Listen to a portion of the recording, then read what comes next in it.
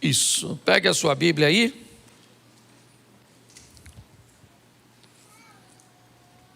João capítulo 5, verso de número 17.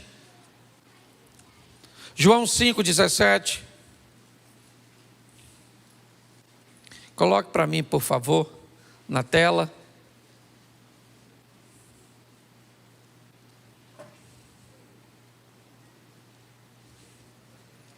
Diz assim a palavra do Senhor.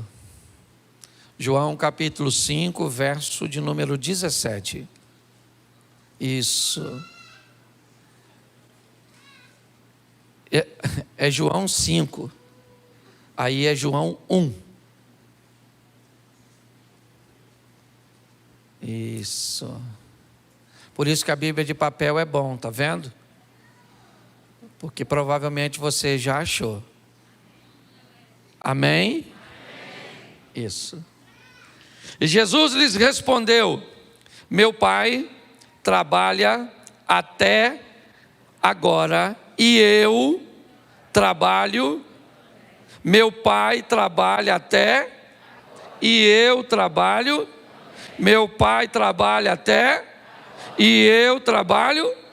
E eu trabalho. E eu trabalho. Glória a Deus. Isso, o povo precisa trabalhar. Certo?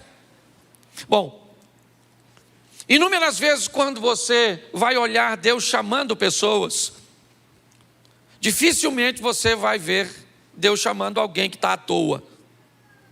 Me parece que na ótica de Deus, quer que algo seja feito, peça a alguém que está ocupado. Porque se alguém está desocupado, alguma coisa tem. Ele pretende chamar Moisés para libertar o povo. E Moisés está trabalhando quando tem a visão da sarça. Ele pretende chamar Gideão, ou um libertador, para libertar o povo dos midianitas. E ele pega um cara que está malhando o trigo no lagar. Ele quer um rei para Israel. E tanto Saul está procurando, né, os animais de seu pai, quanto Davi está trabalhando. Aliás, quando Samuel chega na casa de Jessé para ungir o rei, o único filho de Jessé que está trabalhando é Davi. E Deus disse: olha, ninguém come nada antes do trabalhador chegar. Mas hoje eu quero falar de Eliseu. Um indivíduo que foi chamado, é verdade, para substituir nada menos, não vou dizer substituir, mas para dar sequência ao trabalho, né, ao ministério de Elias. E ele também estava trabalhando. E hoje eu quero te mostrar que a vida, inevitavelmente, ela vai requerer de você esforços, posicionamentos, ações, que vão gerar para você resultados. Muitas vezes, as pessoas ficam buscando resolver alguns problemas, mas não vão na fonte do problema. Então acabam vivendo apenas paliativos e muitas vezes vivenciando ciclos. A vida de algumas pessoas parece um looping. Ou seja, hoje ela está bem e ela vai indo bem, mas de repente ela volta novamente numa crise, num afastamento, ela volta num problema. São casamentos vivendo isso o tempo inteiro, nunca conseguem uma constância. E eu quero mostrar hoje, na trajetória do profeta Eliseu, como as coisas aconteceram e pegar alguns exemplos para aplicarmos no nosso cotidiano. Deixa eu te explicar. Quando nós queremos que alguns princípios bíblicos eles se cumpram na nossa vida, o mundo espiritual, apesar da palavra ser poderosa, e nós aprendemos isso e muito, que há poder na nossa palavra, o mundo espiritual, ele não respeita simplesmente o que nós falamos. O mundo espiritual respeita o que nós fazemos. Eu não sei se você lembra quando alguns tentam expulsar um demônio utilizando a metodologia do apóstolo Paulo. Eles ficaram olhando como Paulo expulsava um demônio, e quando um demônio apareceu, eles usaram o mesmo método de Paulo. E o demônio disse para eles: Paulo, eu sei quem é. Aquele que Paulo diz, eu também sei. Mas e vocês? Quem vocês são? Então é muito importante você e eu entendermos que a nossa vida está aguardando decisões, posicionamentos, posturas, que podem nos levar para um lugar, como eu sempre digo, futuro para nós não é um tempo, futuro para nós é um lugar.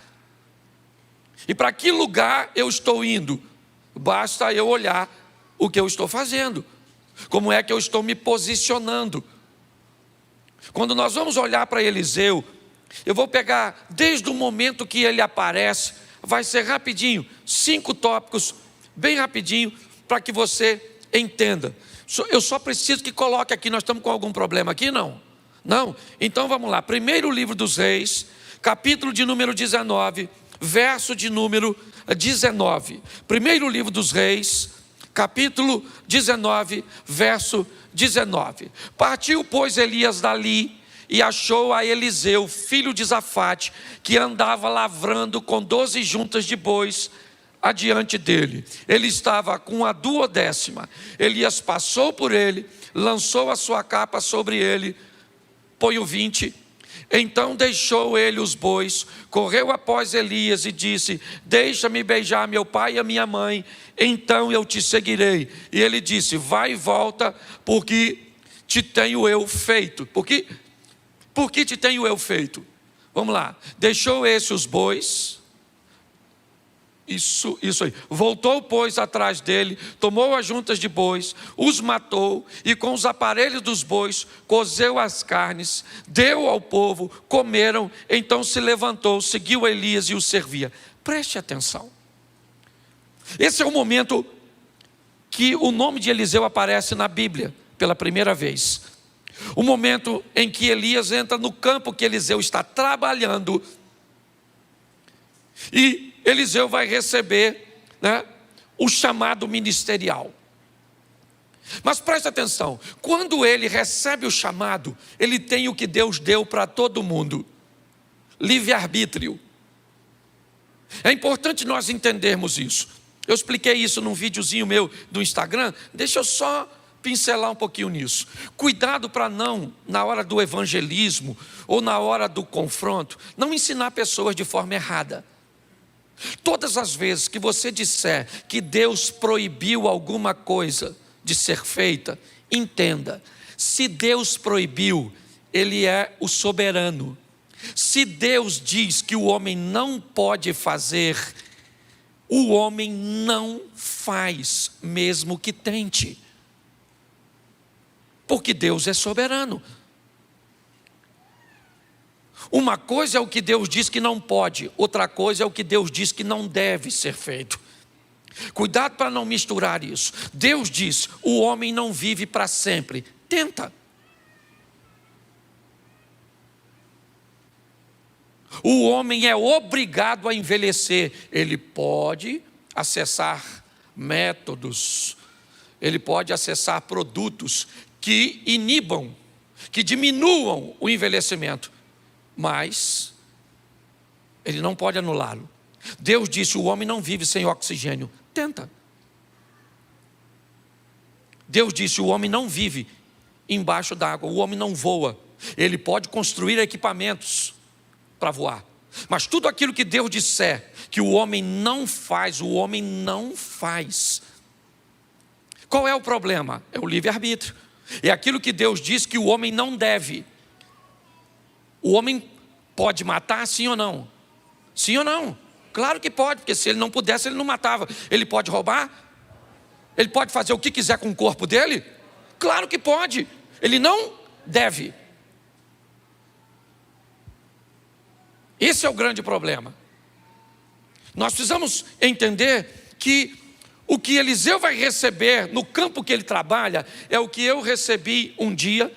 Aliás, o que eu recebo todos os dias: o direito de decisão. Elias passa no campo onde Eliseu está trabalhando e convida Eliseu a deixar tudo aquilo e seguir-te. Nesse momento, Eliseu tem o direito Porque preste atenção, decisão é sua. Deus não decide por você, seus pais não decidem por você, seu cônjuge não decide por você, o pastor não decide. A decisão ela é sua. Você precisa entender isso.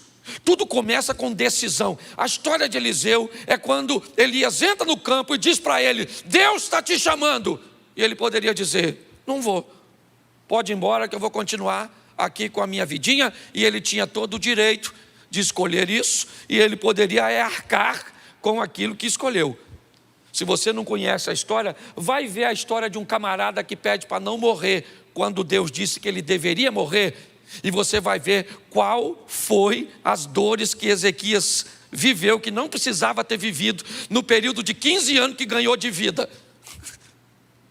Talvez quando você lê isso, você vai falar assim: caramba, esses 15 anos de Ezequias foi para ele uma maldição, ao invés de uma bênção. Porque Deus sabia o que estava fazendo. Quando nós olhamos para esse momento, o que nós vamos ver é que quando Eliseu decide ir, ele vai até Elias e diz: eu vou, mas eu não vou de qualquer jeito. Eu decidi ir com o Senhor, mas se é para eu ir, me deixa em casa, porque eu vou beijar meu pai e a minha mãe. Se é para eu ir, aguarda um pouquinho, porque eu vou matar meus bois. Eu vou pegar aquela estrutura de madeira que une os bois e vou fazer uma fogueira. Eu vou destruir tudo aquilo que me prende à vida antiga antes de eu ir para a nova. Eu não sei se você já ouviu falar de uma batalha, né, de Siracusa, uma batalha contra Cartago, onde assim que as tropas descem para uma batalha, o capitão manda incendiar todos os seus navios. Ele manda atacar fogo nos próprios navios, simplesmente para dizer para ele mesmo e para todos os seus soldados que não há uma segunda opção. Ele chegou ali, ou ele vai vencer, ou ele vai vencer. Não tem outra, é só vitória. Quando nós queremos mudar de vida, o poder de decisão foi o que fez Ruth e com Noemi, foi o que fez Daniel mostrar quem era Deus na Babilônia. Todas as pessoas que estão decididas, o poder de decisão, certo? Quando nós lemos o profeta Daniel, o texto diz: e Daniel decidiu no seu coração não se contaminar. Quando Noemi viu que Ruth estava totalmente decidida, parou de interpelá-la. Todas as vezes que o mundo, a vida, entende que você decidiu, ela sabe que a sua vida vai para a próxima fase. Quando nós olhamos Eliseu, o que ele faz? A história dele começa com a força da sua decisão. Eu mato os bois para quê? Porque eu não vou voltar mais. Vou beijar meu pai e minha mãe e vou dizer: nunca mais eu pego no arado, nunca mais eu vou voltar à minha vida antiga, porque Deus está me chamando para uma nova vida e essa antiga não me cabe mais. Você sabe qual é o problema? Muitos de nós deixamos um ambiente seguro. Tentamos levar uma nova vida com velhos amigos, com velhos hábitos, com uma velha postura. Inevitavelmente, nós não vamos obter êxito. Sabe por que a Bíblia diz que é melhor você ser frio ou quente, mas você não pode ser morno? Porque nada atrapalha mais o evangelho do que um crente morno. Se o cara está dentro, ele está dentro. Se ele está fora, ele está fora. Mas se ele está dentro de qualquer jeito, ele atrapalha o sistema. Ele joga contra. A história de Eliseu começa com uma decisão. E a decisão dele é o seguinte: o que me prende à vida antiga? Meus bois e esse arado. O que eu faço com ele? Eu mato, dou uma festa e mostro para todo mundo que essa vida antiga não me cabe mais. Acabou. Vocês estão me vendo pela última vez cuidando de um arado. Eu estou indo para a próxima fase. Nós precisamos tomar essa postura de decisão quando vamos andar com Deus. Abandonar a vida antiga e dizer: não me cabe mais. esse tipo de comportamento, esse tipo de amizade, esse tipo de negócios, isso não cabe mais, não me pertence, não faz parte mais do meu mundo. Mas isso é uma decisão que você tem que tomar. Provavelmente ela não vai ser fácil, por quê? Porque ela vai depor contra você, você vai ter contra você diversos argumentos, sejam eles financeiros, sejam eles emocionais, inevitavelmente. Só que é você que decide. A história aqui começa com uma decisão. O próximo passo, segundo livro dos Reis, capítulo 2, verso 1, a segunda etapa da vida de Eliseu. Segundo livro dos Reis, capítulo 2, versículo de número 1.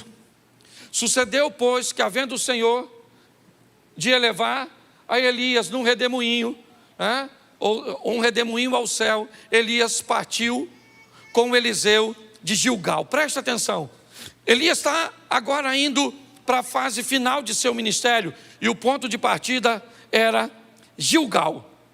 Eu gosto dessa cidade, coloca para mim, por favor, Josué capítulo 5, verso 8, só para me mostrar para vocês o que significa a palavra Gilgal para o povo, para Eliseu. Isso. E aconteceram que, acabando de circuncidar toda a nação, ficaram no seu lugar no arraial até que sararam.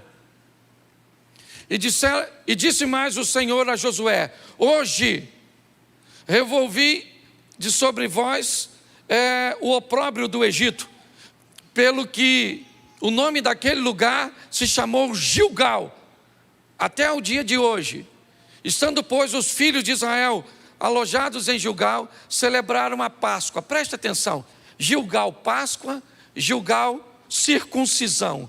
Para um judeu, duas coisas que têm o significado de aliança. O ponto de partida, depois de uma decisão, eu vou deixar a vida para trás, é uma aliança. Quando nós falamos de casamento, nós dizemos que casamento é duas coisas. Uma, ele é um contrato. E segundo, ele é uma aliança. Como o contrato, ele pode ser reincidido, como aliança não. A próxima fase da vida de Eliseu, o que é? É uma aliança. Ele vai assumir um compromisso com aquilo que ele pretende fazer. É um caminho que para ele não tem volta, é dali e para frente. A história dele caminha com um novo comportamento, com uma nova visão, com uma nova mentalidade. Por quê? Para Eliseu ele não tem mais para onde voltar. E se não der certo, eu volto para os meus bois. Eu não tenho mais bois. E se não der certo, eu já dei uma festa de despedida e disse para todos os meus amigos que aquela vida não me cabe mais. Quando eu decido me aliançar, inevitavelmente a minha vida ela não tem mais retorno, não dá mais.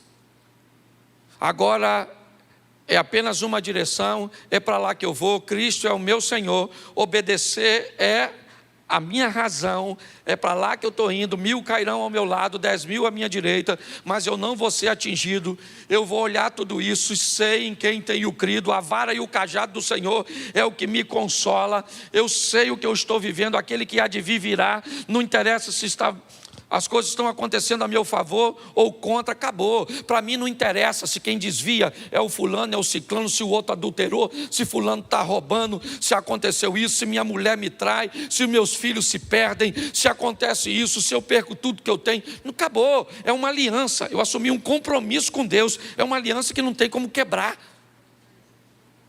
Hoje está tudo muito condicional, sabe? Depende, tudo é relativo. Depende muito, sabe? Quais são as variáveis? Não, querido. O que Eliseu faz é uma aliança. Gilgal traz a representação de uma aliança. Circuncisão e Páscoa, ok? É aquilo que Davi olha quando vai enfrentar o gigante. Todo mundo está olhando para o gigante. Davi olha para a circuncisão. Todo mundo tem medo do gigante. Ele é grande, ele está bem armado, ele é poderoso. Nossa, ele é um perigo. Davi diz: quem é este incircunciso para desafiar o exército do Deus vivo? Eu vou matar ele. Por quê? Porque ele é forte, grande, mas eu tenho aliança com o Todo-Poderoso. Pessoas que têm alianças, elas vivem de forma diferente. Seu ambiente de fé é mais seguro. São pessoas que sofrem, é verdade. São pessoas que muitas vezes perdem, porque sofrimento e perda fazem parte da vida. É assim que funciona. As pessoas aliançadas, você pode notar, aconteça o que acontecer, ela está firme. Não interessa se ela está. Eu me converti em 1992. 1992. E pode dizer para você, até aqui me ajudou o Senhor. Eu nunca me desviei, nunca me envolvi num escândalo, nunca fiz nada, porque eu fiz uma aliança. Eu não tenho para onde voltar. Em 1992 eu deixei todos os meus amigos, eu parei de beber. Eu parei de fazer uma série de coisas. E as pessoas ficavam olhando e diziam assim: é só uma questão de tempo até ele voltar atrás. O que eles não sabiam é que eu tinha matado meus bois e eu não tinha para onde voltar. A sua vida está esperando você tomar uma decisão. Que decisão é essa? De fazer uma aliança. É isso que Eliseu faz. Gilgal é o ponto de partida. Eu me aliancei. Enquanto você não estiver disposto a fazer uma aliança com outra pessoa, não se case. É assim que funciona. Quando você vai assumir um compromisso, você tem que colocar isso, né, como prioridade. Nós olhamos para a vida deste homem, você vai ver para onde ele está indo. Bom, então eu já falei com você que a coisa começa na decisão e agora passa pela aliança. Vamos ver o terceiro ponto. Versículo 2, segundo livro dos Reis, 2:2. Põe para mim, por favor.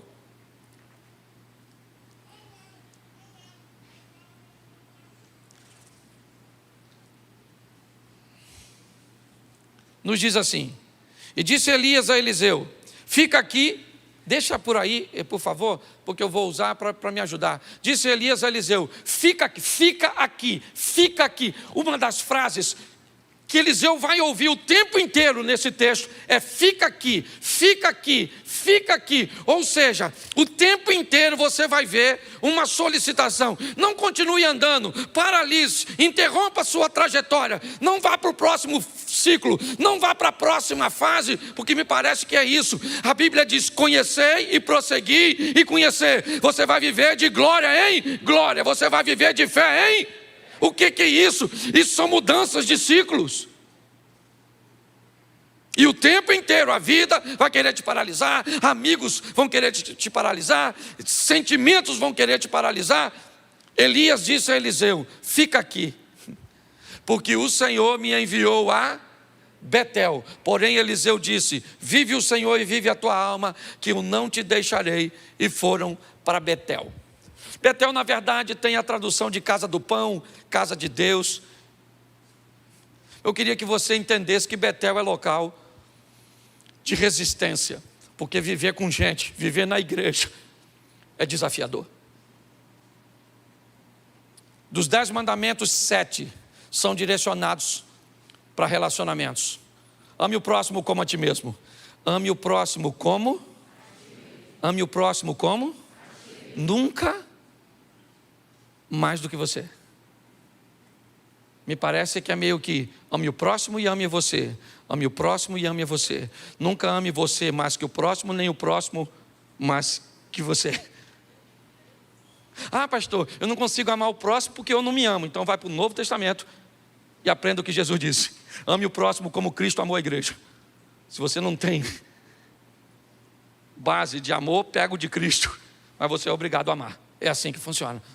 Quando nós vamos olhar aqui, nós vemos resistência, porque para viver na igreja, igreja, ó, preste atenção, tem gente boa, tem gente ruim, tem gente que não fala nada, e tem gente que fala tudo, tem gente que paga os outros, tem gente que não paga, tem gente que fica de olho nos outros, na mulher dos outros, tem ou não tem? Tem mentiroso, tem fofoqueiro, tem tudo. Pastor, por que o senhor não exclui tudo? Porque senão fica vazio. Se nós expulsar todo mundo, como é que vai fazer? Deixa eu te falar uma coisa. Segundo Jesus e a Bíblia, o lugar de gente ruim é na igreja. Fulano, pastor, o senhor sabe que aquele irmão que vem todo culto fuma? Sei.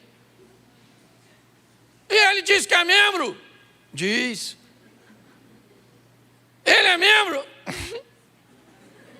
Acho que não, mas não fala para ele não. Porque de repente ele pode ir embora. Mas não é melhor ele ir? Ele não defama, não. A igreja é um rio de água viva. A igreja é do Senhor. Ninguém defama a igreja. Não, ela pode até ficar só se não houver postura e posicionamento. É assim que funciona. Ah, a pessoa tem que parar de mentir para aceitar Jesus. Não, ela tem que aceitar Jesus mentindo. E aí o Espírito Santo vai falar: ô, Pinóquio, de uma figa, muda de postura. Entendeu? O cara tem que, ela é mulherenga e vem para a igreja, deixa o cara aí. Não pode vir uma mulher que ele entra em modo conquistador, já viu? Tem uns irmãos na igreja assim, e olha, uma mulher faz assim, ó. Ele está assim, ó. Mostra o relógio, sacode a chave do carro, estufa o peito, parece um sabiá. O que é isso? Modo conquistador. Se essa pessoa, gente, deixa a turma aqui. Se não mudar aqui, vai mudar. Onde? A psicóloga está morrendo de rir, porque já identificou 200. Igreja, presta atenção.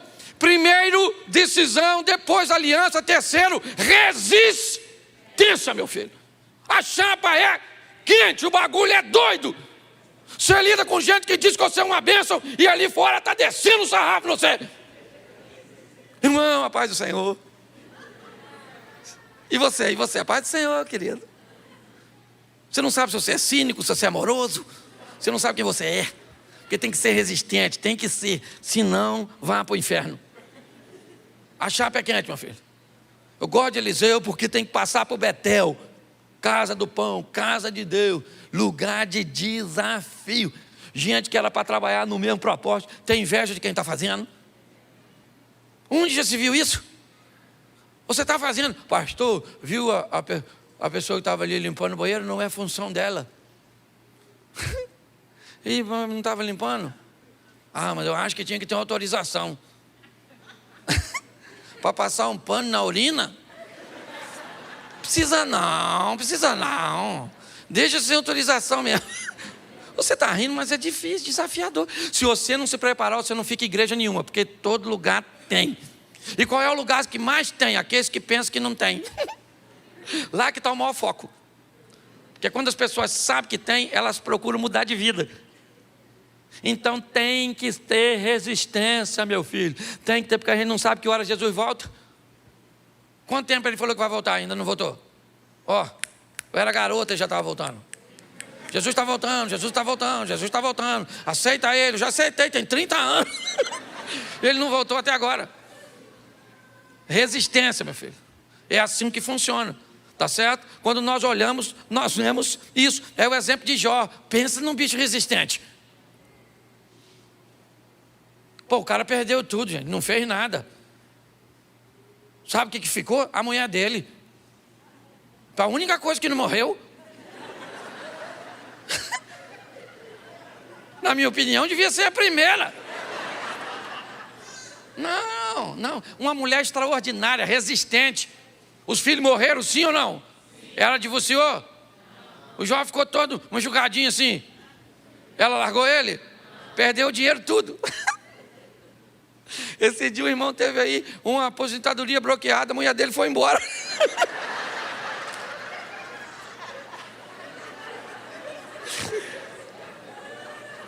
Oh, meu Deus, me dá sabedoria para ser pastor. Eu vejo cada coisa que até Deus duvida. Estou falando sério, resistente, certo? Jó perdeu tudo, estava lá, não pecou, porque tem que ter resistência, meu filho. Vai andar com Deus, o negócio é desafiador. Você anda lá no seu trabalho, só você, muitas vezes, vive uma vida ali íntegra.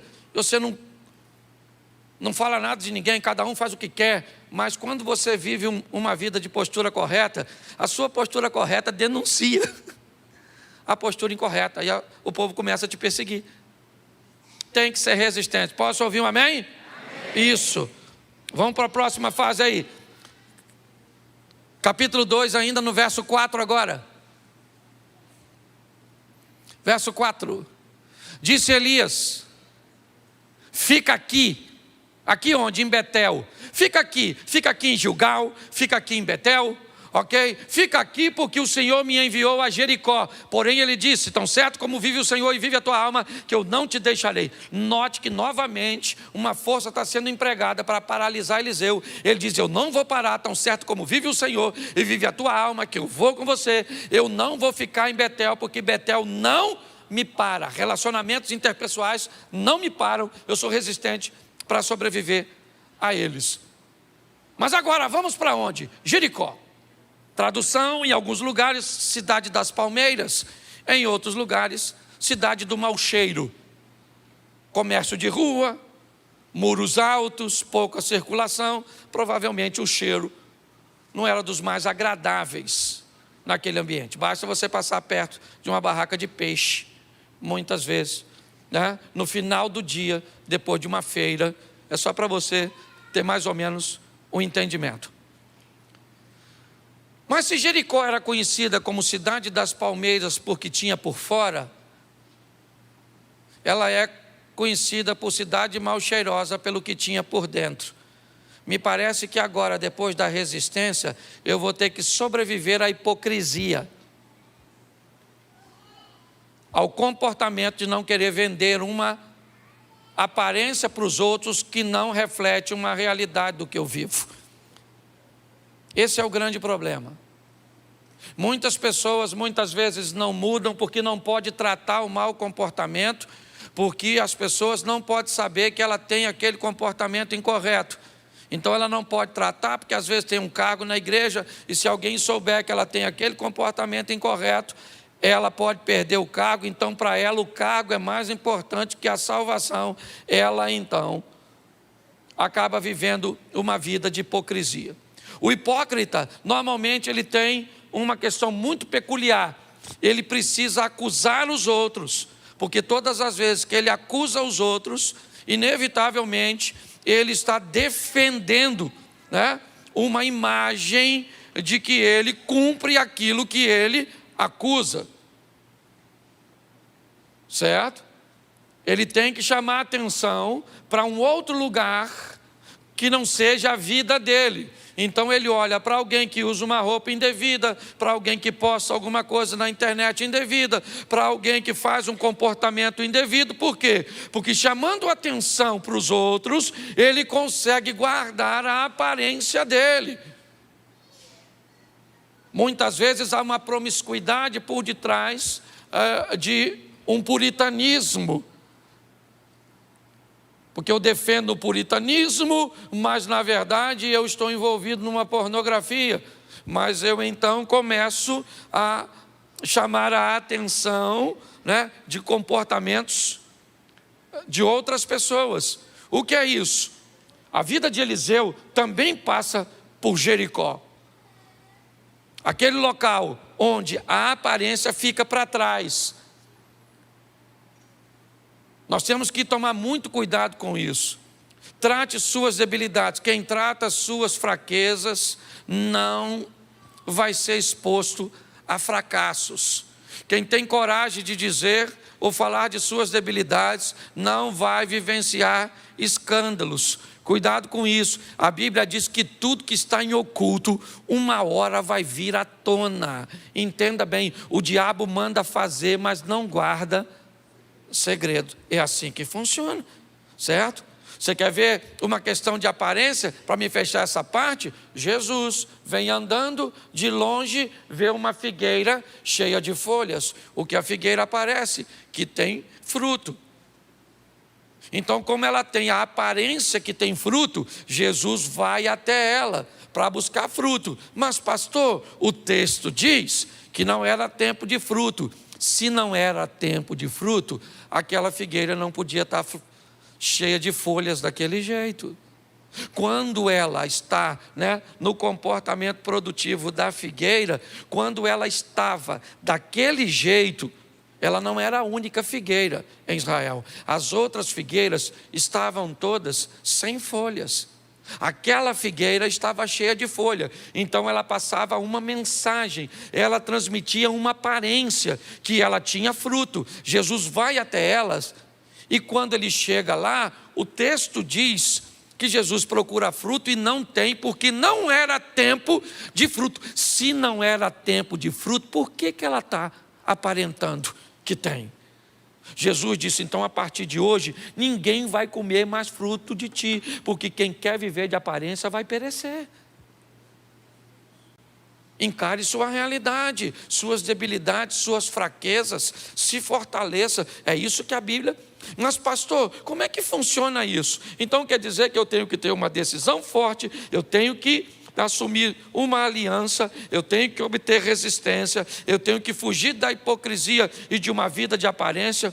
Por isso, preste atenção, verso 6, e eu termino aqui.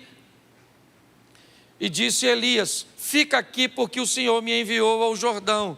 Mas ele disse, vive o Senhor e vive a tua alma, que eu não te deixarei. E assim ambos foram juntos. Verso seguinte. E foram 50 homens dos filhos dos profetas, e de longe pararam de fronte, e eles ambos pararam junto ao Jordão. Preste atenção. Temos 52 homens. 52. Eliseu, Elias e 50 dos filhos dos profetas. 2 homens atravessam ao Jordão. Elias e Eliseu. Se você quer saber qual é o resultado final dessa equação, é que quem toma decisão e leva adiante, estabelece uma aliança com Deus e vai viver num nível alto de resistência, não conservando uma aparência equivocada ou uma hipocrisia. 52, 2 atravessam, e um dos que atravessam sobe para encontrar com Deus, e o outro volta sozinho. Repita comigo, sozinho. Entenda uma coisa, a caminhada com Deus, de quem decide, faz aliança, tem resistência, certo? De quem foge da aparência, é uma vida solitária. Se nós tivéssemos mais pessoas, talvez fosse mais fácil, mas não temos. É bem solitário. Você vai para lá para onde você trabalha, quantas pessoas querendo o que você quer tem lá? Pouquíssimas. Você vai para onde? Para a sua faculdade, para a sua universidade, para a sua pós-graduação. Quantas pessoas tem lá? Preste atenção que é uma vida muito solitária. 52, 50 ficam e 2 passam. Eliseu vai para o outro lado, mas do outro lado, e aí que é legal, ele recebe coisas, vê coisas, vive coisas que a turma do lado de cá não vive. Eliseu vai lá rapidinho, Elias é levado ao céu, joga a capa, Eliseu rasga a sua capa, joga fora, pega a capa de Elias, volta, pega, toca o Jordão, atravessa, os 50 caras, está do lado de lá. Ele foi sozinho, é verdade. Porque quem resolve viver esse estilo de vida, não tem muitos companheiros. Mas, meu irmão, deixa eu falar uma coisa para você, minha irmã. O que você vai viver e o que os outros vão ver que Deus vai fazer na sua vida através de você, é algo extraordinário. Sua vida está esperando você decidir, se aliançar, se fortalecer, fugir da aparência e entender que não dá para ter muita gente. Eu falei aqui e encerro. Eu, dia 7 de setembro, comprei uma passagem, peguei uma bandeira daquela que a gente coloca aqui, Comprei uma camisa do Brasil, fui até a Avenida Paulista, abri e tirei uma foto. Marcelo estava comigo e o William também. Eu não tirei foto com ninguém, não subi em carro, não fiz nada. No dia 8, 63 mil pessoas deixaram de me seguir na rede social. Mas preste atenção. Eu vivo para quê? Qual é o meu propósito? Eu entendo que há solidão nesse estilo de vida. Não tem muita gente. Mas deixa eu falar com você. Se Deus for com você, as pessoas vão ter que ver. Porque quando Eliseu volta, ele volta com Deus. E todo mundo, Eliseu mandou um recado para o Naamã. Manda esse cara vir na minha casa, porque todo Israel vai saber que aqui ainda tem Deus, porque eu sou profeta. Eu ando sozinho, mas não vivo de aparência. Sou resistente, é assim que funciona. Tenho aliança e decidi viver com Deus.